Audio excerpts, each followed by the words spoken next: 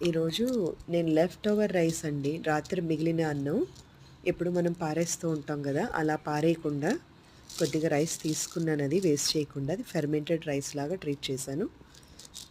And దానికి ఒక 2 కప్పులు మూంగ్ దాల్ అండి. మూంగ్ దాల్ అంటే పెసరపప్పు, yellow moong dal. That's what I mean to say.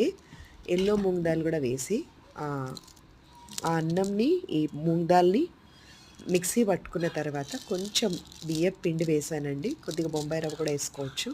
Dosa విరగకుండా ఉంటుంది.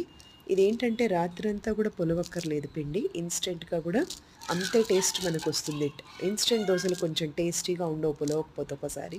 పెసరపప్పు రాత్రి అన్నం వల్ల చాలా టేస్టీగా ఉంటుంది. దీనికి చట్నీ కాంబినేషన్ చాలా బావుంటుందండి. ఇది పచ్చిమిర్చితో కాకుండా ఎండుమిర్చితో చేశాను.